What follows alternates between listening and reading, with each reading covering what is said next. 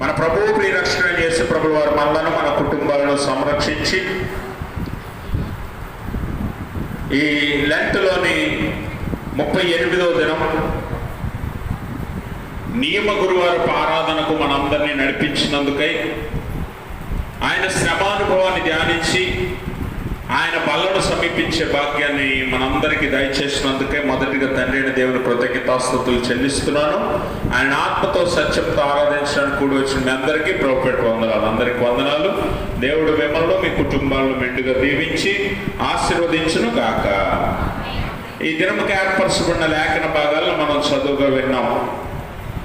పత్రిక పాఠ్య భాగముగా అపోస్తలుడైన పౌలు కొరింథీ సంఘానికి రాసిన మొదటి పత్రిక 11వ అధ్యాయం 23 నుంచి 29 వరకు ఉన్న లేఖన భాగాన్ని, అలాగే సువార్త పాఠ్య భాగంగా మత్తయి సువార్త 26వ అధ్యాయం 17 నుంచి 30 వరకు ఉన్న లేఖన భాగాన్ని, అలాగే ఉత్తర పచ్చిత్ర భాగంగా 96వ సంకీర్తనను చదువుకున్నాం.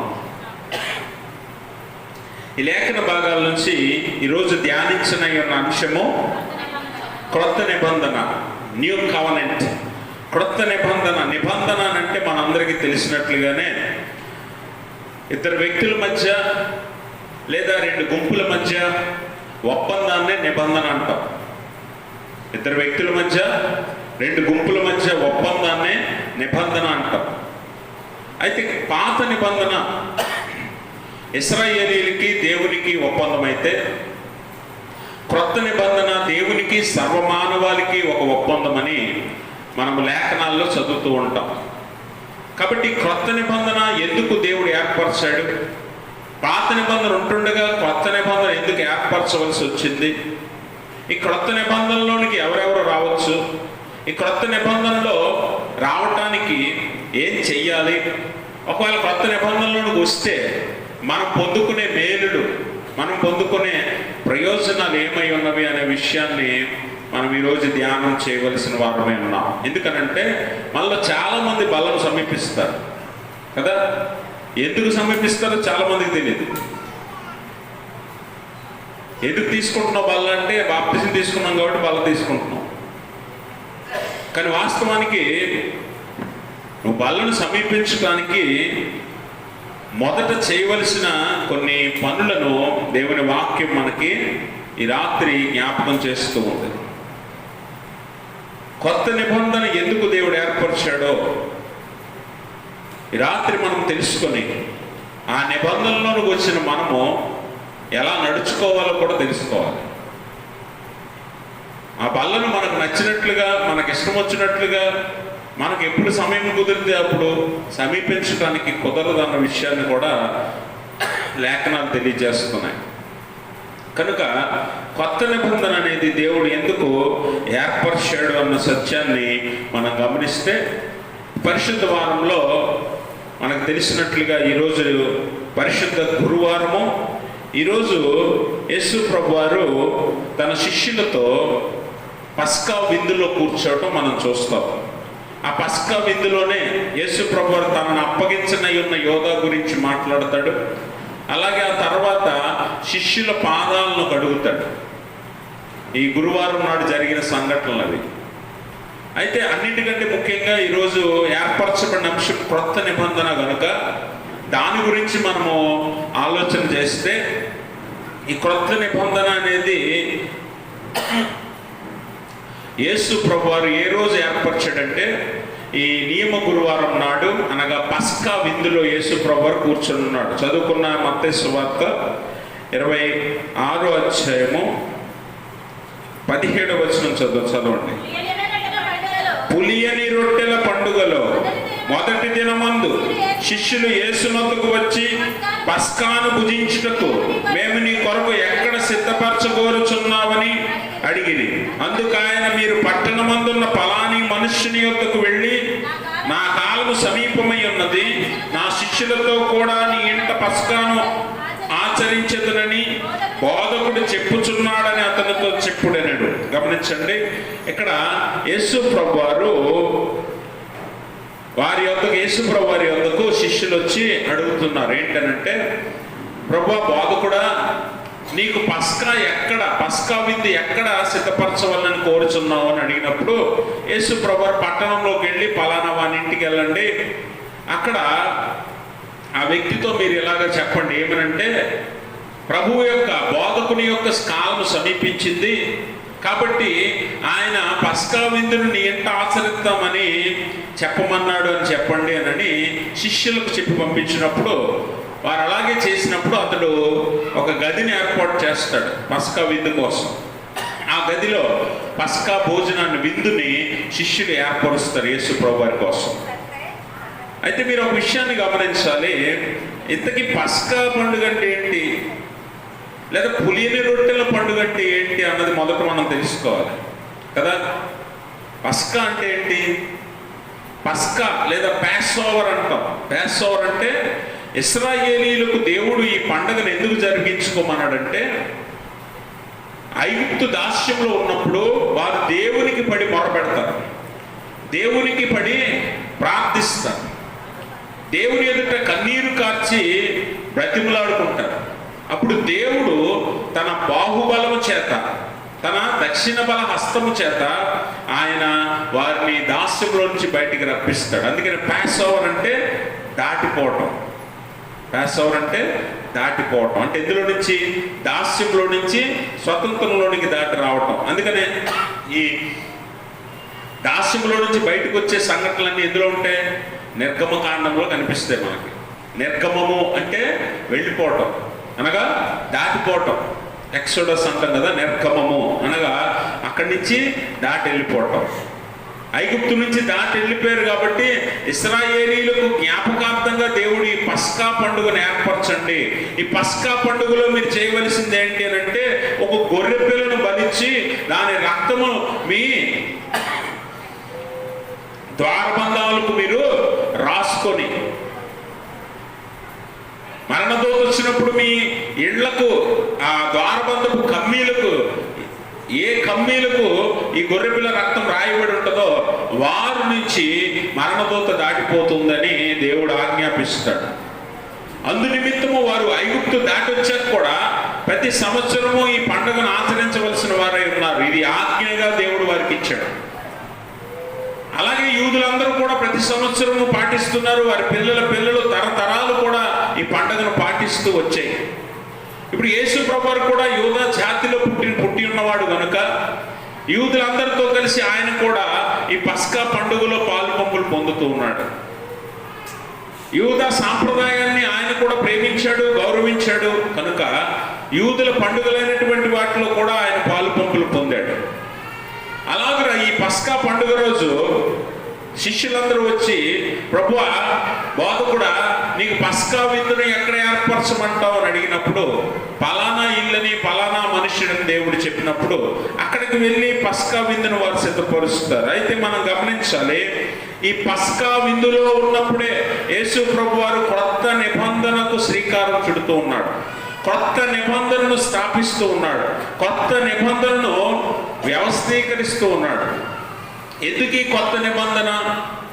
పాత నిబంధన ఉంది కదా అని అంటే, పాత నిబంధన అనేది కేవలం ఇశ్రాయేలీయుల వరకే. కాబట్టి కొత్త నిబంధనలోనికి సర్వమానవాళి రావచ్చు. అలా రావటానికి, అందరూ రక్షణ పొందటానికి, పాప క్షమాపణ నిమిత్తము ఈ నిబంధనలోనికి అందరూ వచ్చే అవకాశాన్ని దేవుడు ఈ రాత్రి పస్కా విందులో ఏర్పరుస్తూ ఉన్నాడు. అందుకనే హెబ్రీ గ్రంథకర్త అంటాడు, హెబ్రీ పత్రిక 8వ అధ్యాయం, హెబ్రీ పత్రిక 8వ అధ్యాయంలో మనం చదివినట్లయితే 17వ వచనం చదవండి. ఏలయనగా మొదటి నిబంధన లోపము లేనిదైతే రెండవ దానికి అవకాశం ఉండనేరదు.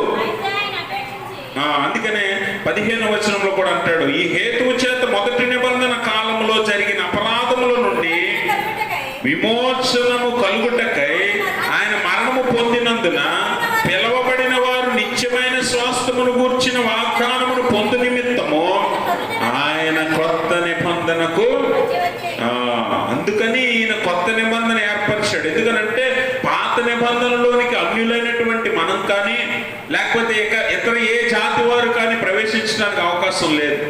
కేవలం అది యూదులతోనే, ఇశ్రాయేలీలతోనే దేవుడు చేశాడు. అందుకని ఆయన ఈ రాత్రి ఏ పస్కా పండుగనైతే ఇశ్రాయేలీలతో నిబంధనగా దేవుడు చేశాడో అదే పస్కా పండుగ నాడు సర్వమానవాళితో ఆయన ఒక కొత్త నిబంధన చేస్తున్నాడు. ఇర్మియా గ్రంథంలో అంటాడు కదా, నేను మీతో ఒక కొత్త నిబంధన చేయు కాలం, ఈ దినముల తర్వాత ఒక కొత్త నిబంధన చేస్తానని ఇర్మియా ద్వారా దేవుడు ప్రవచించిన లేఖనాన్ని యేసు ప్రభువారి కాలంలో నెరవేరుస్తూ ఉన్నాడు. ఈ నిబంధన మీ పితరులతో చేసినటువంటిది కాదు, ఈ నిబంధన మీ హృదయముల మీద రాస్తా, నిత్య నిబంధన. ఈ నిబంధన ఎలాంటిది? నిత్య నిబంధన. కాబట్టి కొత్త నిబంధనలోనికి సర్వమానవాళి రావటానికి అవకాశం ఉండేలా దేవుడు ఏర్పరిచాడు. అంటే ఆయన సకల జనులకు రక్షణకు ద్వారాన్ని తెరిచాడు ఈ నిబంధన ద్వారా.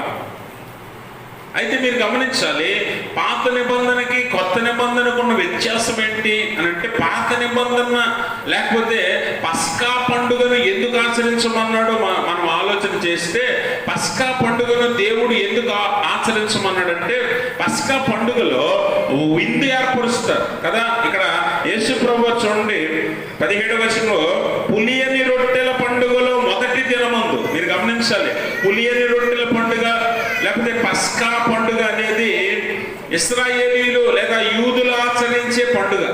రెండు ఒకటే. అయితే ఈ పస్కా పండుగ విందులో, ఇప్పుడు మనకి పెళ్లి విందు ఒకలా ఉంటుంది కదా, పుట్టినరోజు విందు ఒకలా ఉంటుంది, ఇలా అనేక రకాల విందులు ఉంటాయి. మరి ఈ పస్కా విందు ఎలా ఉంటుంది అంటే, పస్కా విందులో పెట్టే భోజనం ఏంటి అని అంటే, పస్కా విందులో మొట్టమొదటిగా మాంసం పెడతారు, మాంసంతో పాటు చేదు కూరలు పెడతారు, ఆ తర్వాత గుడ్డు పెడతారు, ఆ తర్వాత ఈ పులియని రొట్టెలు పెడతారు. అందుకే ఈ పండుగను పులియని రొట్టెల పండుగ అంటారు. అర్థమైందా మీకు? పులియని రొట్టెల పండుగ పస్కా పండుగ. పులియని రొట్టెలు, గుడ్డు, చేదు కూరలు, మాంసము, ఈ 4 ఈ విందులో తింటారు. పాల్గొన్న వారందరూ ఈ విందులో తింటారు. అయితే ఈ పదార్థాలు ఎందుకు దేవుడు పెట్టమన్నాడు అని అంటే, మొట్టమొదట మాంసం అనేది బలి అర్పణకు సాదృశ్యం. దేనికి?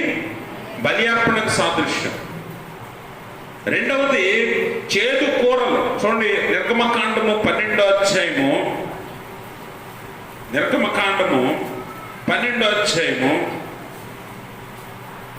7-8 వచనాలు చదువుదాం.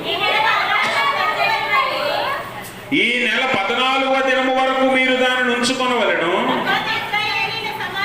తర్వాత ఇశ్రాయేలీల సమాజపు వారందరూ తమ తమ కూటములలో సాయంకాలమందు దాన్ని చంపి దాని రక్తము కొంచెము తీసి తాము దాన్ని తిని ఎండ్ల ద్వారబంధపు 2 నిలువు కమ్ముల మీదను పైకమ్మి మీదను చల్లి, ఆ రాత్రియే వారు అగ్ని చేత కాల్చబడిన ఆ మాంసమును పొంగని రొట్టెలను తినవలెను, చేదు కూరలతో దాన్ని తినవలెను. గమనించారా? చేదు కూరలతో దాన్ని తినవలెను. కాబట్టి ఇక్కడ మాంసం అనేది బలి అర్పణకు సాదృశ్యం. అలాగే చేదు కూరలు అనేవి ఇశ్రాయేలీలు ఐగుప్తులో పడిన శ్రమలకు సాదృశ్యం. గుడ్డు అనేది జీవానికి సాదృశ్యం. అలాగే పులియని రొట్టెలు అనేవి పరిశుద్ధతకు సాదృశ్యం. అందుకని ఈ 4 పదార్థాలు దేవుడు పస్కా విందులో భుజించమని ఆజ్ఞ ఇచ్చాడు. ఎలా తినాలో కూడా చెప్తున్నాడు. చూసారు, అక్కడ చేదు కూరలతో తినాలి, అలాగే పులియని రొట్టెలతో తినాలి, మాంసాన్ని కాల్చుకొని తినాలి. అర్థమైందా? అంటే ఆ పస్కా విందులో ప్రతి దానికి ఒక సాదృశ్యం ఉంది. మాంసమేమో బలి అర్పణకి, చేదు కూరలు శ్రమలకి, గుడ్డు జీవానికి. మీరు ఎప్పుడైనా గుడ్డును చూసారా? గుడ్డే ప్రత్యేకంగా ఎందుకు పెడతారంటే, గుడ్డు మీరు ఎప్పుడైనా లోపల నుంచి గుడ్డును పగలగొడితే జీవం వస్తుంది, బయట నుంచి గుడ్డును పగలగొడితే జీవం వస్తుందా? మనం ఆమ్లెట్ వేసుకుంటాం, గుడ్డు పగలగొట్టినప్పుడు ఏమవుతుంది? అందులో జీవం ఉంటుంది, కానీ గుడ్డు పగలగొడితే జీవం పోతుంది. కానీ దానికదే లోపల నుంచి పగలగొట్టుకుని బయటకు వస్తే జీవం వస్తుంది బయటికి. అందుకని జీవానికి సాదృశ్యం అది. అలాగే పులియని రొట్టెలు, పొంగని పరిశుద్ధతకు సాదృశ్యం. అయితే ఇప్పుడు యేసు ప్రభువు ఏ విందులో కూర్చున్నాడు? ఏ విందులో కూర్చున్నాడు తెలియట్లేదా? ఏ విందులో కూర్చున్నాడు? పస్కా విందులో. ఇప్పుడు యేసు ప్రభువు తినవలసిన భుజించవలసిన పదార్థాలు ఇవే కదా. కానీ యేసు ప్రభువు వారు శిష్యులతో కూర్చొని ఏం చేశాడు చూడండి అక్కడ. సాయంకాలం అయినప్పుడు 20వ వచనం, సాయంకాలం అయినప్పుడు ఆయన 12 మంది శిష్యులతో కూడా భోజనమునకు కూర్చుండెను. గమనించండి, భోజనమునకు కూర్చుండెను. కూర్చున్న తర్వాత మీరు 26వ వచనం చదవండి. వారు భోజనము చేయుచుండగా యేసు ఒక రొట్టెను పట్టుకొని దాన్ని ఆశీర్వదించి విరిచి తన శిష్యులకిచ్చి, మీరు తీసుకొని తినుడి, ఇది నా శరీరం అని చెప్పారు. తర్వాత మరియు ఆయన గిన్నె పట్టుకొని కృతజ్ఞతాస్తుతులు చెల్లించి వారికి ఇచ్చి, దీనిలోనిది మీరందరూ త్రాగుడి, ఇది నా రక్తము, అనగా పాప క్షమాపణ నిమిత్తము అనేకుల కొరకు చిందింపబడుచున్న నిబంధన రక్తము. నిబంధన రక్తము అనగా ఆ కింద 1 అనే నంబర్ ఉంది. ఆ కింద ఏముంది? క్రొత్త నిబంధన. ఈ క్రొత్త నిబంధన యేసు ప్రభువు స్థాపిస్తూ ఈ రొట్టెను తిని ఈ గిన్నెలోనిది ద్రాక్షారసము తాగండి అని వారికి ఆజ్ఞాపిస్తూ, ఈ రొట్టె నా శరీరము, ఈ ద్రాక్షారసము మీ కొరకు చిందింపబడుచున్న నా రక్తము అని అంటాడు. వాస్తవానికి పస్కా పండుగలో పెట్టవలసిన భోజనం ఇది కాదు. కానీ యేసు ప్రభువు కొత్త నిబంధనని ఈ పండుగలో స్థాపిస్తూ ఆయన తన శరీరానికి సాదృశ్యంగా రొట్టెను, తన రక్తానికి సాదృశ్యంగా ద్రాక్షారసాన్ని ఆయన వారికి ఇచ్చి భుజించమని చెప్తూ ఉన్నాడు. నన్ను జ్ఞాపకం చేసుకుంటూ దీన్ని చేయడి అని చెప్తూ ఉన్నాడు. గమనించండి ప్రభునందు ప్రియమైన స్నేహితులారా, ఇక్కడ 2 పదార్థాలు ఉన్నాయి. అక్కడ ఎన్ని ఉన్నాయి? 4 ఉన్నాయి. ఇక్కడ 2, రొట్టె, ద్రాక్షారసం. అయితే మీరు గమనించాలి, రొట్టె దేనికి సాదృశ్యం అన్నాడు? నా శరీరము. ద్రాక్షారసం దేనికి సాదృశ్యం అన్నాడు? నా రక్తము. అయితే మీరు ఇక్కడ గమనించాలి, తెలుసుకోవాల్సిన విషయం ఏంటంటే ఆయన శరీరము రక్తము కదా. మరి ఆయన శరీరము రక్తము ఎందుకట అంటే ఆయన శరీరమే బలి అర్పణకి, శ్రమలకి సాదృశ్యం. ఆయన రక్తమే జీవానికి, పరిశుద్ధతకి సాదృశ్యం. అందుకని మీరు గమనిస్తే మాంసము, చేదు కూరలు శ్రమలకి, బలి అర్పణకి సాదృశ్యమని పస్కా విందులో చెప్పాం కదా. ఇప్పుడు ఆయన శరీరమును దానికి సాదృశ్యంగా పెట్టాడు. అందుకని ఆయన శరీరమే రొట్టెని అనగా శ్రమలకి, అలాగనే బలి అర్పణకి సాదృశ్యం. ఆయన శరీరాన్ని అప్పగిస్తున్నాడు కదా. యెషయా ప్రవక్త చెప్పినట్లుగా ఆయనను కొట్టువారికి ఆయన వీపును అప్పగించాడు. ఆయన శరీరం అంతా మన కోసం అప్పగించాడు. శరీరం అంతా మన కోసం దున్నబడింది కదా. అందుకని అది బలి అర్పణకి సాదృశ్యం. అలాగే ఆయన శరీరం అంతా మన కోసం శ్రమ పడ్డాడు, మన కోసం శ్రమలు అనుభవించాడు. అంటే పాత నిబంధనలో ఉన్న ఆ బలి అర్పణకు సాదృశ్యంగా అనగా నెరవేర్పుగా యేసు ప్రభువు నిజంగా తన శరీరాన్ని అప్పగిస్తున్నాడు. తన శరీరమందు మన కోసం శ్రమలు పడ్డాడు. అందుకే ఆయన శరీరమే శ్రమలకి, బలి అర్పణకి సాదృశ్యం. మరి రక్తము దేనికి? రక్తము జీవానికి, పరిశుద్ధతకు సాదృశ్యం. మీరు అందుకే దేవుని వాక్యం చదివితే రక్తమే ప్రాణము. రక్తమే ఏంటంట? ప్రాణము అనగా జీవము. రక్తమే జీవింపచేసేది, రక్తమే ప్రాణమును నిలిపేది. అందుకని ఆయన రక్తము మనకు జీవాన్ని ఇస్తుంది. ఆయన రక్తము మనకు పరిశుద్ధతను కలుగజేస్తుంది. యేసు రక్తము ప్రతి పాపము నుండి మనలను పవిత్రులనుగా చేస్తుందని పౌలు అంటాడు. కాబట్టి ఆయన రక్తము మనల్ని పరిశుద్ధతలోనికి, జీవములోనికి నడిపిస్తుంది. అందుకే ఆయన శరీరము, ఆయన రక్తము మన కోసం ఆయన ఇస్తూ ఉన్నాడు. ఇదే క్రొత్త నిబంధన. అయితే పాత నిబంధన లోపము కలిగిందని ఇందాక హెబ్రీ పత్రికలో చదువుకున్నాం. పాత నిబంధన లోపము కలిగింది. ఎందుకనంటే అది కేవలం ఇశ్రాయేలీల వరకే సరిపోతుంది. అయితే ఆ నిబంధనను కూడా ఇశ్రాయేలీలు మీరారు, ఉల్లంఘించారు, అతిక్రమించారు. అందుకే ఆ నిబంధన ఇంకా విఫలమైపోయింది అన్న విషయాన్ని మనం గమనించాలి. అందుకే యేసుప్రభువు కొత్త నిబంధనను ప్రారంభిస్తూ ఉన్నాడు. ఆ పాత నిబంధన లోపము లేనిదైతే కొత్త నిబంధన వచ్చుటకు అవకాశము ఉండనేరదు అని అంటాడు హెబ్రీ గ్రంథకర్త. పాతది మంచిదైతే, పాతది లోపం లేనిదైతే కొత్తది వచ్చే అవకాశం లేదు. కానీ కొత్తది వచ్చింది అని అంటే పాత దానిలో లోపం ఉంది, పాతది నిలవలేదు అన్న విషయాన్ని మనం గమనించాలి. అందుకనే ఆ పాత నిబంధనకు బదులు క్రొత్త నిబంధన, నూతన నిబంధన దేవుడు ఏర్పరిచాడు. ఇందులో యూదులు అలాగే అన్యులు అందరూ, అన్ని జాతుల వారికి ఇందులో రక్షణ దొరుకుతుంది. దాని కొరకు మనందరికీ ద్వారాలు తెరవబడ్డాయి. అదే నూతన నిబంధన. ఇది శాశ్వత నిబంధన, నిత్య నిబంధన, మన హృదయాలలో ఉంచుకునే నిబంధన అని దేవుని వాక్యము తెలియజేస్తుంది. అందుకనే ఆ పాత నిబంధనలో గొర్రె పిల్లను ఎలాగైతే వధించారో, ఇప్పుడు ఒక్కసారి సర్వమానవాళి కోసము యేసు ప్రభువారు వధింపబడ్డాడని అపోస్తలుడైన పౌలు అంటాడు. 1 కొరింథీ పత్రికలో మనం చదివినట్లయితే 1 కొరింథీ పత్రిక 5వ అధ్యాయము 7వ వచనంలో క్రీస్తు అను మన పస్కా పశువు వధింపబడెను అనే మాట మాట్లాడుతాడు అపోస్తలుడైన పౌలు.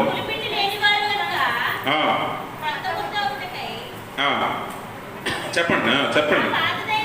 మీరు పులిపిండి లేనివారు గనుక కొత్త ముద్ద అవుటకై ఆ పాతదైన పులిపిండిని తీసి పారవేయుడి. ఇంతేకాక క్రీస్తు అను మన పస్కా పశువు వధింపబడెను. గమనించారా? క్రీస్తు అనే పస్కా పశువు అనగా పాత నిబంధనకు నెరవేర్పుగా సర్వమానవాళి రక్షణార్థము, విడుదల నిమిత్తము, పాప క్షమాపణ నిమిత్తము, రక్షణ నిమిత్తము క్రీస్తు ఒక గొర్రె పిల్లగా, పస్కా బలి పశువుగా మన కోసం తన ప్రాణాన్ని అప్పగిస్తున్నాడు శిలువ మీద అని ఈ లేఖనం ద్వారా మనం అర్థం చేసుకోవాలి. ఆయన ప్రాణం పెట్టుట ద్వారా ఈ కొత్త నిబంధన ఏర్పడింది. ఆయన శరీరం అప్పగించుట ద్వారా, ఆయన రక్తం చిందించుట ద్వారా ఈ కొత్త నిబంధన మనతో దేవుడు చేశాడు. అందుకే ఇది నిత్య నిబంధన. ఇది నిత్య నిబంధన. మీరు ఎప్పుడైనా చూసారా? రక్త సంబంధం ఎప్పటికీ రక్త సంబంధమే. ఎప్పటికైనా పోద్దంటారా? నువ్వు మీ రక్త సంబంధికులతో నువ్వు ఎన్ని గొడవలు పడినా, ఎన్ని విభేదాలు ఉన్నా, మీరు కొట్టుకు చచ్చినా, చివరికి మీ రక్త సంబంధం పోతుంది. ఎక్కడికైనా పోతుందా? అంటే రక్త సంబంధం అనగా రక్తముతో బంధం అలాంటిది. అందుకే దేవుడు తన రక్తాన్ని చిందించి, తన రక్తాన్ని సొత్తుగా ఇచ్చి మనల్ని కొనుక్కున్నాడు. అందుకే ఈ బంధం నిత్య నిబంధన, శాశ్వత నిబంధన. ఈ బంధంలోనికి రావాలి అని మనల్ని దేవుడు ఆహ్వానిస్తున్నాడు. అందుకనే ఇది నన్ను జ్ఞాపకం చేసుకున్నందుకు దీన్ని చేయుడి అని యేసు ప్రభువారు వారికి ఆజ్ఞ ఇస్తూ ఉన్నాడు. అయితే మనం గమనించాలి, ఈ నిబంధన ఎలాంటిదనంటే పాత నిబంధన వంటిది కాదు. పాత నిబంధన కేవలం నామకార్థంగా మేము ఇశ్రాయేలీయులము, మేము యూదులము గనుక దేవుడు మోషే మాకు ఆజ్ఞాపించాడు గనుక మేము తప్పక దీన్ని చెయ్యాలి అని నామకార్థంగా చేసేవారు చాలా మంది ఉన్నారు. అలా పాత నిబంధనను అనుసరించేవారుగా మనము కొత్త నిబంధనను అనుసరించకూడదని దేవుడు జ్ఞాపకం చేస్తున్నాడు. అందుకే కొత్త నిబంధన ఎలాంటిదనంటే ఇది కృపాధారమైనది. ఎలాంటిది? కృపాధారమైనది. కృప మీద ఆధారపడి ఉంటుంది. ఇది మనము మన అర్హతను బట్టో, లేకపోతే మన శక్తిని బట్టో, మన బలమును బట్టో ఇందులో స్థానం ఎవరు సంపాదించలేదు. కొత్త నిబంధనలో కేవలం దేవుని కృపను బట్టే ఈరోజు అన్యులు అయినటువంటి మనము, లేకపోతే ఇతర జాతుల వారు ఇందులోనికి రాగలిగారంటే కేవలం దేవుని కృప మాత్రమే. అందుకే రోమపత్రిక 6వ అధ్యాయం 23వ వచనంలో ఏలయనగా పాపం వల్ల వచ్చే జీతము మరణము కాగా దేవుని కృపావరము మన ప్రభు అయిన యేసుక్రీస్తునందు నిత్య జీవము అని అంటాడు. యేసుక్రీస్తునందు నిత్య జీవం అనే బహుమానము దేవుని కృప వలన ఇవ్వబడిన వరం ఇది. అందుకనే ఆయన కృప వల్ల ఈరోజు నూతన నిబంధనలోకి వచ్చే అవకాశాన్ని దేవుడు మనకి ఇచ్చాడు. ఈ అవకాశాన్ని ఎవరైతే వినియోగించుకుంటారో వారు దేవునితో ఆ నిబంధనలోనికి ప్రవేశిస్తారు. అగ్రిమెంట్ అంటాం కదా, అగ్రిమెంట్. నిబంధన అంటే ఏంటి? an agreement between two people or two parties. దేవునికి నీకు లేదా దేవునికి మనకి ఒక నిబంధనే కొత్త నిబంధన, ఒప్పందం. ఇందులోకి వచ్చేటప్పుడు టర్మ్స్ అండ్ కండిషన్స్ ఉంటాయా లేదా? ఏమన్నా మీరు అగ్రిమెంట్ రాసుకుంటారు, ఏదైనా ఇల్లు అమ్మడానికి, కొనడానికి, లేదా పొలం అమ్మడానికి, కొనడానికి అగ్రిమెంట్స్ రాసుకుంటారు. రాసేటప్పుడు నియమ నిబంధనలు రాసుకోకుండానే అమ్మేసుకుంటారా, కొనేసుకుంటారా? అలా ఊరుకుంటారా? అసలు అలా అవుద్దా? అవ్వదు. ఒక నిబంధన రాస్తారు, ఒక అగ్రిమెంట్ రాసుకుంటారు మీకు వాళ్ళకి, అనగా కొనేవారు అమ్మేవారి మధ్యలో ఒక నిబంధన జరుగుతుంది. ఆ నిబంధనకు కట్టుబడి ఉండాలి మనం. మీరితే నిబంధన కొట్టివేయబడుతుంది, అంటే నిబంధనలోంచి నువ్వు తప్పిపోయినట్టే. అలాగే మనం కూడా దేవునితో కొత్త నిబంధనలకు వచ్చినప్పుడు మనం కొన్ని నియమ నిబంధనలను పాటించాలి, సూచనలు పాటించాలి. ఆయన నిబంధనలకు వచ్చి వారు ఎలా ఉండాలో ఆయన సూచిస్తూ ఉన్నాడు. ఆ సూచనలు బట్టి మనము ఈ నూతన నిబంధనలో నిలవాలి. అందుకని కృపాధారమైనది అని అంటాడు. ఆయన ఇచ్చిన బహుమానం కాబట్టి దీన్ని మనము ఆయన నియమించిన నియమాలను బట్టే పాటించాలి. మన ఇష్టానుసారంగా పాటించుకోవడం, మనకు నచ్చినట్లుగా పాటించుకోవడం. అందుకనే చదువుకున్న కొరింథీ పత్రికలో అపోస్తలుడైన పౌలు అంటాడు, దీన్ని అయోగ్యంగా ఎవ్వడు తీసుకోకూడదని చెప్తాడు. చూడండి, మొదటి 11. కాబట్టి ఎవడు అయోగ్యముగా ప్రభు యొక్క రొట్టెను తినునో లేక ఆయన పాత్రలోని త్రాగునో వాడు ప్రభు యొక్క శరీరమును గూర్చి రక్తమును గూర్చి అపరాధి యొగును. కాబట్టి ప్రతి మనుష్యుడు తను తాను పరీక్షించుకొనవలెను, అలాగు చేసి ఆ రొట్టెను తిని ఆ పాత్రలోని త్రాగవలెను. ప్రభువు శరీరమని వివేచింపక తిని త్రాగువాడు తనకు శిక్షావిధి కలుగుటకే తిని త్రాగుచున్నాడు. ఇందువలననే మీరు అనేకులు బలహీనులను రోగులనే ఉన్నారు, చాలా మంది నిద్రించి ఉన్నారు. అర్థమైందా? చాలా మంది ఏదో మేము తీసుకోవాలి కాబట్టి, మేము బాప్తిజం తీసుకున్నాం, మేము సంఘ సభ్యులమే, అందరూ తీసుకున్నాడు మేము తీసుకోకపోతే బాగోదు అని తీసుకునే వాళ్ళు చాలా మంది ఉన్నారు. వారికి ఈ మాటలు చెప్తున్నాడు అపోస్తలుడైన పౌలు. మీరు అయోగ్యముగా దీన్ని ముట్టుకుంటే మీరు రోగులై ఉండి బలహీనులై ఉండి కొంతమంది నిద్రించుతున్నారు, అంటే మరణం కూడా అయిపోయారు చాలా మంది. అంటే బల్ల ఎంత బలమైనదో, బల్ల ఎంత శక్తివంతమైనదో మీరు ఒకసారి గమనించండి. ఏదో నామకార్థంగా మొదటి ఆదివారం తెల్ల బట్టలు వేసుకొని దేవుని సన్నిధికి వచ్చి బల్లను ముట్టేసుకుంటే నేను పరలోకం వెళ్ళిపోతున్నాను అనుకుంటున్నారే, అది ఒక భ్రమ అని ఇక్కడ అపోస్తలుడైన పౌలు దాన్ని కొట్టిపారేస్తున్నాడు. మీరు అలా తీసుకోకూడదు. ఎలా తీసుకోవాలట? ప్రతివాడు తన్ను తాను పరీక్షించుకోవాలి. పరీక్షించుకొని పాపం ఉందో లేదో చూసుకొని, పాపం ఉంటే వెంటనే అంగీకరించి ఆ పాపాన్ని అక్కడే విడిచిపెట్టి అప్పుడు బల్ల దగ్గరికి నువ్వు వెళ్ళాలి. అంతే తప్ప ఇదేదో మనము నామకార్థంగా చేసే ఆచారం కాదు ఇది. బల్లారాధన అంటే ఇది ఒక సాంప్రదాయమో ఆచారమో కాదు, తప్పక చేయాల్సింది కాదు. నిన్ను నువ్వు పరీక్షించుకొని చేయాల్సిందే, నిన్ను నువ్వు పరీక్షించుకొని చేయాల్సింది. అందుకే బలం సమీపించే వాళ్ళని మళ్ళీ మళ్ళీ నేను హెచ్చరిస్తున్నాను, మీరు మిమ్మల్ని ఒకసారి పరీక్ష చేసుకోండి. మిమ్మల్ని మీరు పరీక్ష చేసుకోండి. నేను క్రీస్తుతో నిజంగా నిబంధనలో ఉన్నానా? ఉంటే ఆ నియమ నిబంధనలు పాటిస్తున్నానా? నన్ను నేను పరీక్షించుకున్నానా? యోగ్యంగానే తీసుకుంటున్నానా? అర్హత కలిగే బల దగ్గరికి వెళ్తున్నానా? లేకపోతే ఏదో నామకార్థంగా తీసుకుంటున్నానా? ఒకవేళ అలా తీసుకుంటే మీరు అనేకులు రోగులు బలహీనులై కొంతమంది నిద్రించుతున్నారు అని అంటున్నాడు అపోస్తలుడైన పౌలు. శిక్ష పొందుటకే అట్టివాడు తిని తాగుచున్నాడు అని అంటున్నాడు. ఒకసారి ఆలోచించండి, ఎంత భయంకరమైన మాట. శిక్ష పొందుటకు ఎవడైనా వెళ్ళి తింటాడా? శిక్ష పొందుటకు ఎవడైనా బల్ల దగ్గరికి వస్తాడా? మరి చాలా మంది మనలో అలాగే వచ్చేవారు ఉన్నారు. మళ్ళీ దాపరికలు ఎందుకు, దాచుకోవడం ఎందుకు? అలాగే వచ్చేవారు చాలా మంది ఉన్నారు కదా. మొదటి ఆదివారమే కనిపించేవారు చాలా మంది లేరు ఇక్కడ. మిమ్మల్నే వాక్యం హెచ్చరిస్తుంది రోజు. నువ్వేదో నామకార్థంగా తీసుకున్నంత మాత్రాన నీకు పరలోకంలో ఏ అవకాశం ఇవ్వబడదు. నిన్ను నువ్వు పరీక్షించుకొని దేవునితో ఆ నిబంధనలో ఉండాలి. నన్ను జ్ఞాపకం చేసుకుంటూ దీన్ని చేయడి అని దేవుని వాక్యం చెప్తుంది కదా. కాబట్టి ఆ జ్ఞాపకం చేసుకునేటప్పుడు నువ్వు పరిశుద్ధంగా దేవునికి అనుకూలంగా ఉన్నావా లేదా? నీలో ఒకవేళ పాపం ఉంటే, లేకపోతే లోపం ఉంటే, దోషం ఉంటే దాన్ని అక్కడ విడిచిపెట్టగలిగే ఆ స్థాయికి నువ్వు ఎదగాలి. అప్పుడే బలం సమీపించాలి. ఏదో నామకార్థంగా బలం సమీపిస్తే మాత్రం శిక్షార్హులే అని అపోస్తలుడైన పౌలు చాలా స్పష్టంగా మాట్లాడుతూ ఉన్నాడు. ఆ శిక్షను కొని తెచ్చుకునేవారుగానే ఉన్నారు మీరు అంటాడు. అందుకే అలాగున దేవుని శరీరము రక్తము అని వివేచింపక ఎవడు తిని తాగునో వాడు శిక్ష పొందుటకే తిని తాగునో అని అంటాడు పౌలు.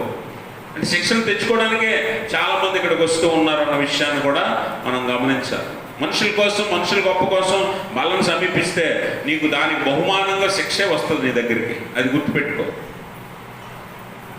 కాబట్టి ఈ నూతన నిబంధనలోనికి దేవుడు కొన్ని నియమ నిబంధనలతో పాటు చేయవలసిన పనులు కూడా జ్ఞాపకం చేస్తూ ఉన్నాడు. వాటిని బట్టి నువ్వు చెయ్యాలి. అలా అయితేనే బల్లలోనికి ప్రవేశించాలి. అందుకే రోమన్ క్యాథలిక్ సంఘానికి, ప్రొటెస్టెంట్ సంఘానికి ఒక చిన్న వ్యత్యాసం ఉంది. వారు బలను సమీపిస్తారు, మనము సమీపిస్తాం. వారేమో ట్రాన్స్సబ్స్టాన్షియేషన్ అనే ఒక క్రియను నమ్ముతారు. ట్రాన్స్సబ్స్టాన్షియేషన్ అంటే బల్లారాధనలో బల్ల మీద పెట్టబడిన రొట్టె ద్రాక్షారసం నిజంగా యేసు ప్రభువు శరీరము రక్తంగా మారిపోతాయని వారు నమ్ముతారు. అయితే మన ప్రొటెస్టెంట్ సంఘం అనగా లూథరన్ సంఘం ప్రాముఖ్యంగా నమ్మేది ఏంటి అంటే కాన్సబ్స్టాన్షియేషన్. కాన్సబ్స్టాన్షియేషన్ అంటే ట్రాన్స్సబ్స్టాన్షియేషన్ కాదు, కాన్సబ్స్టాన్షియేషన్. కాన్సబ్స్టాన్షియేషన్ అంటే ఏంటంటే బల్ల మీద పెట్టబడిన రొట్టె ద్రాక్షారసం నిజంగా యేసు ప్రభువు శరీరము రక్తంగా మారవు, కానీ ఆ బల్ల దగ్గర క్రీస్తు ప్రభుల వారు ఉంటారు, ఆయన సన్నిధి ఉంటుంది. ఇది సత్యం. ఎందుకంటే ఆయన అక్కడ ఉన్నప్పుడు ఆయన దగ్గరికి నువ్వు ఎలా వెళ్ళాలి? పరిశుద్ధంగా వెళ్ళాలి. అందుకే బల్లను సమీపించేవాడు యోగ్యుడో కాదో పరీక్షించుకొని వెళ్ళాలి. 2-3 నా నామమున ఎక్కడ కూడి ఉందరో అక్కడ నేను వారి మధ్య ఉంటా అన్నాడు. అందుకనే బల్ల ఇచ్చేటప్పుడు ఆయన బల్ల దగ్గర ఉంటాడు, ఆయన సన్నిధి అక్కడ ఉంటుంది. దానికి భయపడి నువ్వు ఆ సన్నిధిలోనికి వెళ్ళేటప్పుడు ఎలా వెళ్ళాలి? పరిశుద్ధంగా వెళ్ళాలి. నీకు నచ్చినట్లుగా నీవు కోరుకున్నప్పుడు, నీకు ఇష్టం వచ్చినప్పుడు వెళ్ళిపోవటం కాదు. ఆ బల్లను సమీపించడానికి నీ యోగ్యతను నువ్వు చూసుకోవాలి, పరీక్షించుకోవాలి. అలా నిబంధనలోనికి రావాలి నువ్వు, నామకార్థంగా కాదు. ఇంకా చాలామంది ఇప్పటికీ కూడా బాప్తిజం తీసుకొని బల్లను సమీపిస్తున్నారు చాలా సంవత్సరాల నుంచి. వారందరూ కూడా ఒకసారి పరీక్ష చేసుకోవాలి. ఇంతకాలం నేను నిజంగా యథార్థంగా యోగ్యుడిగా యోగ్యురాలుగా దేవుని బల్లను సమీపించానా? ఒకవేళ ఎప్పటిదాకా నేను ఏదో నామకార్థంగా బల్లను సమీపించానా అని ఒకసారి పరీక్ష చేసుకుంటే మన యథార్థమైన జీవితం మన కళ్ళ ముందు కనిపిస్తుంది. అప్పుడు నువ్వు మార్చుకోవలసినవి తప్పక మార్చుకోవాలి. లేదంటే శిక్ష పొందుటకే తిని తాగుచున్నావు అన్న సత్యాన్ని మనసులో పెట్టుకో. బల్లను సమీపించేటప్పుడు ఈ మాట గుర్తుపెట్టుకో. శిక్ష తెచ్చుకోవడానికి వెళ్తున్నానా లేకపోతే ఆశీర్వాదం పొందడానికి వెళ్తున్నానా అని గుర్తుపెట్టుకొని మెట్లెక్కి బల్లను సమీపించు. ఈ నిబంధనలోనికి నువ్వు నిజంగా యథార్థంగా వస్తే దేవుడిచ్చే మేలులు ఎలా ఉంటాయి తెలుసా? ఇంతకాలం నువ్వు చేసి నీ పాపాలన్నింటినీ తుడిచేస్తాడు దేవుడు. ఇంతకాలము నువ్వు చేసి నీ పాపాలన్నీ కడిగేస్తాడు దేవుడు. యేసు రక్తము ప్రతి పాపం నుండి మనల్ని పవిత్రులుగా చేస్తుందని లేఖనం చెప్పినట్లుగా మన పాపాలన్నింటినీ పూర్తిగా ఆయన కడిగేస్తాడట. పూర్తిగా ఆయన కడిగేసి మనల్ని పరిశుద్ధులుగా చేస్తాడని దేవుని వాక్యం తెలియజేస్తుంది. అందుకే చదువుకున్న మత్తయి సువార్త 26:28 అంటాడు, ఇది నా రక్తము అనగా పాప క్షమాపణ నిమిత్తము అనేకుల కొరకు చిందింపబడుచున్న నిబంధన రక్తము. గమనించారా? అనేకుల కొరకు, పాప క్షమాపణ నిమిత్తం అనేకుల కొరకు అనగా మానవాళి కొరకు ఆయన చిందించుతున్న నిబంధన రక్తము. అంటే పాప క్షమాపణ నిమిత్తం, అంటే నీ పాపాలన్నీ పోయేలాగా ఈ రక్తాన్ని ఆయన చిందిస్తున్నాడు. అందుకనే మీరు హెబ్రీ పత్రికలో చదివితే చాలా స్పష్టంగా రక్తము ఎందుకు చిందించబడాలో హెబ్రీ గ్రంథకర్త తెలియజేస్తారు. హెబ్రీ పత్రిక 9వ అధ్యాయం 22 చదువుతాం.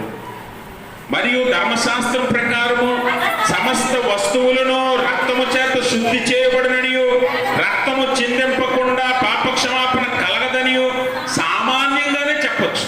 అంటే ఏంటి సామాన్యంగా చెప్పొచ్చు అంటే ఏంటి? బైబిల్ ఒకటే కాదు, చాలా విశ్వాసాలు ఈ మాట చెప్తున్నాయి. ఏంటి? Without the shedding of the blood there is no salvation. అంటే రక్తము చిందించబడకుండా రక్షణ అనేది లేదు, పాప క్షమాపణ అనేది కలగదనేది చాలా విశ్వాసాల్లో చెప్పబడింది. అందుకే సామాన్యంగా చెప్పొచ్చు అంటాడు గ్రంథకర్త. ఊరకే చెప్పొచ్చు, ఎవరికైనా తెలుస్తుంది అది. కాబట్టి ఆ రక్తమే యేసు రక్తము. ఆ రక్తమే ఆయన చిందిస్తున్నాడు, పరిశుద్ధ రక్తాన్ని చిందిస్తున్నాడు. దేనికట? సర్వమానవాళి పాప క్షమాపణ నిమిత్తం అని చిందిస్తున్నాడు కనుక ఎవడు ఈ నిబంధనలోకి వస్తాడో వాడి పాపాలన్నీ కడిగి వేయబడతాయి. రెండవది ఆయన సన్నిధి సహవాసం దొరుకుతుంది. ఆయన సన్నిధి సహవాసం దొరుకుతుంది మనకి. ఆ సహవాసం ఎలాంటిదనంటే దేవుడే మనతో ఉంటాడు, దేవుడి సన్నిధి మనకు తోడుగా ఉంటుంది. అందుకని ఆ సహవాసం ఎలాంటిదనంటే దేవుడు వారితో నడుస్తాడు. ఇశ్రాయేలీయులతో నడిచాడు కదా, పగలు మేఘస్తంభమై రాత్రి అగ్నిస్తంభమై వారితో నడిచాడు దేవుడు. ఈరోజు నీతో దేవుడు నడవాలి అని అంటే నువ్వు ఆయనతో సహవాసం చెయ్యాలి. సహవాసం చేయాలంటే బల్లను యోగ్యంగా సమీపించాలి. కొంతమంది మనలో మొదటి ఆదివారం బల్లను సమీపిస్తారు పరిశుద్ధంగా, మళ్ళీ 3-4 వారాలు కనిపించరు కదా, అంటే చాలా బిజీగా ఉంటారు వాళ్ళు. అలాంటి వాళ్ళకి ఏంటంటే ఇల్లు, పిల్లలు, భార్య వీళ్ళు కూడా అవసరం లేదు, చాలా బిజీగా ఉంటారు వాళ్ళు. ఎంత అంటే ఆఖరికి దేవుడు కూడా అక్కర్లా. ఎప్పుడు కావాలి దేవుడు? మొదటి ఆదివారం కావాలి. అలాంటి వారు దేవుని సహవాసంలో లేనట్టే అన్న సత్యాన్ని గుర్తుపెట్టుకోండి. దేవుడు వారితో ఏమాత్రం ఉండడు. అందుకే అపోస్తల కార్యాల గ్రంథం 2వ అధ్యాయం 42వ వచనంలో నూతన నిబంధనలకు వచ్చి అప్పుడే కట్టబడిన నూతన సంఘము ఏం చేస్తుంది? 42వ వచనం, వీరు అపోస్తలుల బోధయందును సహవాసమందును రొట్టె విరుచుట యందును ప్రార్థన చేయటి యందును ఎడతెగక ఉండిరి. ఎడతెగక అంటే ఏంటమ్మా? వితౌట్ ఫెయిల్ అంటే తప్పిపోకుండా ఉన్నారు. తప్పిపోకుండా అంటే ఏంటి? ఒక ఆదివారం వచ్చి ఒక ఆదివారం మానేయడం కాదు, అవునా? ఒక నెల తీసుకొని ఇంకో నెల మానేయడం కాదు, ఇది కాదు. తప్పిపోకుండా వితౌట్ ఫెయిల్ ఎడతెగక అపోస్తులతోనే ఉన్నారట. అది సంఘం అంటే, అది సహవాసం అంటే, అది కొత్త నిబంధనలు ఉండడం అంటే. అలా ఉండాలి. మనం కుదిరినప్పుడు వెళ్ళి తీసుకుందాంలే, ఈ నెల కాకపోతే వచ్చే నెల, ఇప్పుడు కాకపోతే ఇంకో వారం, ఇలాంటివన్నీ కూడా మానేస్తే శిక్ష నుంచి తప్పించుకుంటాం. ఎందుకంటే దేవుడు ఎంత కృపమయుడో, ఎంత దయమయుడో, అంతే పౌరుషం కలిగిన దేవుడు, అంతే ఉగ్రత కలిగిన దేవుడు. అందుకని రేపటి దినం ఆయన శిలువ మరణం పొందుతున్నాడు కదా యేసుప్రభు గారు. ఆయన శిలువ మరణంలో ఆయన పొందిన శ్రమ, ఆయన పొందిన బాధ దేవుని ఉగ్రత ఎంత భయంకరంగా ఉంటుందో చెప్తుంది. ఆ ఉగ్రతకు నువ్వు అనుభవించకూడదని, అప్పగించబడకూడదని దేవుడు నీ బదులు ఆయన అనుభవించాడు. ఇప్పుడు కూడా నువ్వు బల్లను అయోగ్యంగా సమీపించి నీకు నచ్చినప్పుడు వచ్చి దేవుని సన్నిధిలో భయం భక్తి లేకుండా కూర్చుంటూ ఏదో నామకార్థంగా ఇదేదో మీటింగ్ ప్లేస్ అన్నట్టు వచ్చి కూర్చొని అట్టించట్టే తలుపు దగ్గర నుంచి అలా బయటకి వెనక్కి వెళ్ళిపోయే అయోగ్యత నీ దగ్గర ఉంటే నువ్వేం పట్టుకెళ్తున్నావు తెలుసా? చర్చిలో నుంచి శిక్షనే పట్టుకెళ్తున్నావు, గుర్తుపెట్టుకో. అందుకే మనలో రోగులు, బలహీనులు, ఇంకా చనిపోయిన వారు అందరూ కూడా మీలో ఉన్నారు అని అంటాడు పౌలు. ఎంత భయంకరమైన హెచ్చరికను మీరు అందుకొని కూడా మీలో మార్పు కలగదనంటే ఖచ్చితంగా మీరు శిక్షకే పోతున్నారు, అందులో సందేహమే లేదు. అందుకనే ఆయన సహవాసంలో ఎడతెగక ఉండాలి, రొట్టె విరుచుట్లో మానక ఉండాలి, యోగ్యత చూసుకొని పరీక్షించుకొని బల్లను సమీపించాలి, ఆయనను జ్ఞాపకం చేసుకుంటూ ఈ బల్లను ఆచరించాలని దేవుని వాక్యము తెలియచేస్తుంది. అలాగే నువ్వు ఆయన బల్లను సమీపిస్తూ ఆయన సన్నిధిలో సహవాసంలో ఎల్లప్పుడూ ఉన్నప్పుడు నిన్ను బలవంతునిగా చేస్తాడు దేవుడు. బలహీనునిగా కాదు, బలవంతునిగా చేస్తాడు. అందుకే దేవుని వాక్యం అపోస్తల కార్యాలు 1వ అధ్యాయం 8వ వచనం అంటాడు, పరిశుద్ధాత్మ మీ మీదకి వచ్చినప్పుడు మీరు శక్తి నొందెదరు కనుక మీరు యెరూషలేములోను యోదయ సమరయందంతటా భూ దిగంతముల వరకు నాకు సాక్షులై ఉంటారు. Living testimonies of God. దేవునికి సజీవ సాక్ష్యాలుగా నువ్వు ఉండాలి. నిన్ను అలాంటి బలవంతునిగా చేస్తాడు ఆత్మచేత, పరిశుద్ధాత్మ శక్తి చేత. అదే అయోగ్యంగా తీసుకున్నావు అనుకో, నువ్వే బలహీనుడు అయిపోతావు, నువ్వే రోగిష్ఠుడు అయిపోతావు, నువ్వే వ్యాధితోనో బాధతోనో మూలపడతావు. అందుకని అలా తీసుకోవద్దని చాలా గట్టిగా అపోస్తలుడైన పౌలు హెచ్చరిస్తున్నాడు. ఏమండి, మందు ఉంది, ఒక జబ్బుకి ఏదైనా మందు ఉందనుకోండి, ఎంత తీసుకోవాలో అంతే తీసుకోవాలి, అవునా? అవునా కదా? డాక్టర్ గారు చెప్తారు ఏమని, బాబు ఉదయం ఎంత, మధ్యాహ్నం ఎంత, సాయంత్రం ఎంత, లేకపోతే బాగా పవర్ఫుల్ అనుకోండి రోజుకి ఒకసారి తీసుకో అంటాడు. మందు మాత్రం ఎక్కువ ఇస్తాడు కానీ రోజుకి ఒకసారి తీసుకో అంటాడు. ఉంది కదా అని చెప్పి నీకు నచ్చినట్టు తీసుకోకూడదు. మందు ఏమవుతుంది, మందు ఎక్కువ తీసేసుకుంటే ఓవర్ డోస్ అవుతుంది. ఓవర్ డోస్ అయితే ఏమిటి, ప్రాణాంతకం, ప్రాణానికి ప్రమాదం అవుతుంది. ఇప్పుడు బల్ల నిబంధన, కొత్త నిబంధన అనేది కూడా అలాంటిదే. నువ్వు ఆయన నీకు నియమించిన నియమ నిబంధనలు జాగ్రత్తగా పాటిస్తూ బలను సమీపిస్తే శక్తి పొందుకుంటావు, ఆరోగ్యం పొందుకుంటావు, పరిశుద్ధాత్మ చేత నింపబడతావు, దేవునికి సాక్షిగా నిలబడతావు. ఒకవేళ అయోగ్యంగా తీసుకుంటే నువ్వేమైపోతావు, బలహీనుడు అయిపోతావు, రోగాలు లేకపోతే శిక్షణ మీదకి తెచ్చుకుంటావు, శిక్షణ మీదకి తెచ్చుకుంటావు. కాబట్టి గమనించండి, బలను సమీపించేటప్పుడు శక్తివంతులు ఉన్నట్లు మనల్ని మనం పరీక్షించుకొని పరిశుద్ధత కలిగి భయభక్తులు కలిగి మన పాపాలను వదిలి యోగ్యురాలుగా దేవుని సన్నిధిలో బలను సమీపించాలి. అలాగే తర్వాత చివరిగా ఆ బలను సమీపిస్తే క్రీస్తులో మనము నూతన సృష్టిగా మారుతాం. నిన్నటి దినాన్ని ధ్యానించాం, నూతన సృష్టి, న్యూ క్రియేషన్, నూతన సృష్టి క్రీస్తులో అన్నాను. అందుకే నిన్న కూడా క్రీస్తులో, క్రీస్తుతో కాదు, క్రీస్తులో అనగా ఆయన శరీరములో, ఆయన రక్తములో పాలు పంపులు పొందినవాడు నూతన సృష్టి. ఆయనతో నడిచేవాడు అవ్వదు. ఇస్కరియోతు యోధ నడిచాడు ఆయనతోనే, కానీ అవ్వల. ఎందుకనంటే ఆయనలో ఉండాలంటున్నాడు. ఆయనలో అంటే ఆయన శరీరంలో, ఆయన రక్తములో నువ్వు పాలు పంపులు పొందాలి. అప్పుడే నూతన సృష్టిగా మారుతావు. నీలో ఉన్న పాత జీవితం గతించిపోద్ది, దాన్ని పూర్తిగా చెరిపేస్తాడు, తుడిపేస్తాడు, కడిగేస్తాడు దేవుడు, నూతన సృష్టిగా మారుస్తాడు. కాబట్టి అలాంటి నూతన సృష్టిగా నువ్వు ఉండాలి. అందుకే గలతీ పత్రికలో అపోస్తలుడైన పౌలు కూడా నేను చెప్పిన మాట 5వ అధ్యాయము 20వ వచనంలో అంటాడు, నేను క్రీస్తుతో కూడా సిలువ వేయబడ్డాను, ఇక జీవించుచున్నది నేను కాదు, నా యందు క్రీస్తే జీవించుచున్నాడు. ఈ శరీరం అందు నేను జీవించుచున్న ఈ జీవితము నన్ను ప్రేమించి నా కొరకు తను తాను అప్పగించుకున్న దేవుని కుమారుడైన యేసుక్రీస్తు యందు విశ్వాస మూలముగా జీవించుచున్నాను అంటాడు. ఇక నుంచి కొత్త జీవితం, నూతన సృష్టిగా నువ్వు మారుతావు క్రీస్తులో. ఎందుకంటే ఈ బలను సమీపిస్తున్న కొలది దినదినము నువ్వు నూతన పరచబడతావు, దినదినము బలవంతునిగా మారుతావు, దినదినము దేవునికి సమీపిస్తావు, దగ్గరగా ఉంటావు. దేవుడు కూడా నీతో నడుస్తాడు, నీతో మాట్లాడతాడు, నిన్ను నడిపిస్తాడు, చివరి దాకా నీకు తోడే ఉంటాడు. నిన్ను విడువను ఎడబాయనని వాగ్దానం చేసిన దేవుడు నమ్మదగిన వాడు కనుక ఆయన చివరి దాకా నిన్ను విడిచిపెట్టు. అలాంటి విశ్వాస జీవితంలో నువ్వు ఎదగాలి. ఈ నియమ గురువారం నాడు శిష్యులకు అదే బోధిస్తున్నాడు, మిమ్మల్ని మీరు తగ్గించుకోండి. శిష్యుల పాదాలన్నీ కడిగాడు, నన్ను జ్ఞాపకం చేసుకోండి, దీన్ని చేయడే అని అన్నాడు. బలను సమీపిస్తూ యథార్థ హృదయంతో ఆయన సన్నిధిని సమీపించాలి, ఆయన బలను సమీపించాలి. ఆయన నామానికి మహిమకరంగా మనల్ని మనం తగ్గించుకుంటూ శిష్యులు ఎలాగైతే ఏ పాఠాలు అయితే శిష్యులకు నేర్పించాడో అవే మనకి నేర్పిస్తున్నాడు. అలాగ తగ్గింపు కలిగి మనం ఎప్పుడైతే జీవిస్తామో నూతన నిబంధనలోనికి మనం సంపూర్ణంగా వచ్చిన వారు అవుతాం. ఇప్పుడు మీరు ఇలాగ బయటకు వెళ్ళిపోతున్నారు, ఆరాధన అయిపోయిన తర్వాత వెళ్ళిపోతుంటే గడప దగ్గర ఒకడు నిలబడి అడ్డుగా అటొక్కాలు ఇటొక్కాలు వేసి నిలబడ్డాడు. ఆడ అటు ఇటు కదలట్లేదు. అప్పుడు ఏమంటారు మీరు?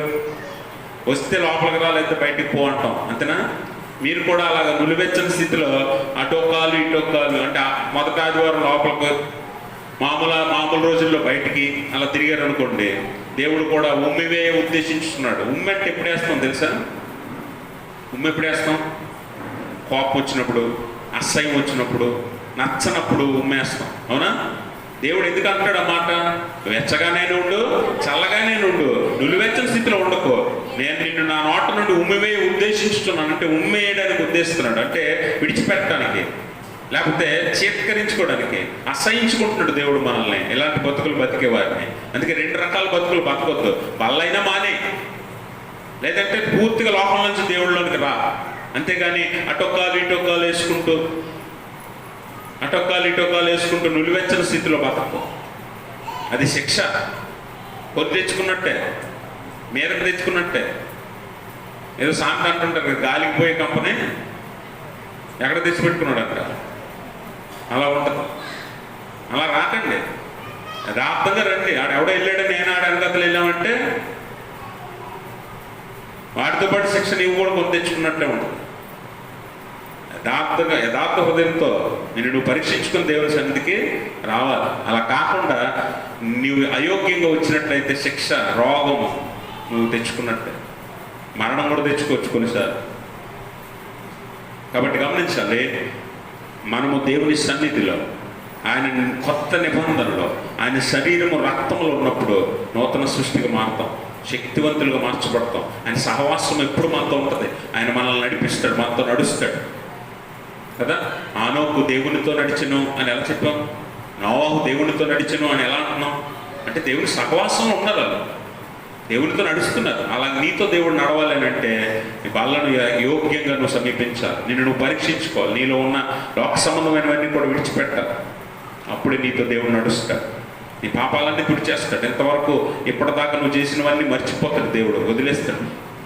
కానీ కొత్త సృష్టిగా మార్చి పరలోకంలో నువ్వు అర్హురాలిగా ఉండాలి అని అంటే దేవునితో అడుగులు వేయవలసిందే. లేకపోతే అయోగ్యంగా దీన్ని ముట్టుకుంటే మాత్రం శిక్షను కొని తెచ్చుకున్నట్టే. ఆ భయభక్తులు నీలో కలిగి ఉండాలి. ఆ నియమాలు, నిబంధనలు పాటించి దేవుని మాట చొప్పున ఈ బంధంలోనికి, ఈ నిబంధనలోనికి, కొత్త నిబంధనలోనికి వచ్చిన వారమై ఉండాలి. అటు వారు పరలోకంలో దేవునితో ఆ విధులో, పరలోకపు విధులు. అందుకే శిష్యులతో అంటాడు, నేను పరలోకంలో ఈ ద్రాక్షారసం మీతో కలిసి పుచ్చుకునే వరకు నేను ద్రాక్షారసం తాగను అంటాడు యేసుప్రభు. ఆ విందులో ఆయన ఎదురు చూస్తున్నాడు. ఎప్పుడు మనం ఆయన ఎదురు చేస్తామో ఆ విందులో మనతో కలిసి ద్రాక్షారసం పానం చేయటానికి, భుజించడానికి ఆయన ఎదురు చూస్తున్నాడు.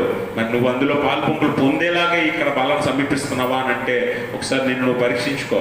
అది యథార్థత, యోగ్యత లేకపోతే శిక్షకు పాత్రుడు అయిపోతావు.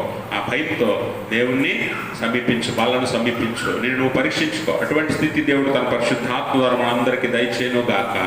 ఆమె సమస్త జ్ఞానం ఇచ్చిన దేవుని సమాధానం యేసుక్రీస్తు వల్ల మీ హృదయంలో, మీ తలంపులకు కావలేండును గాక.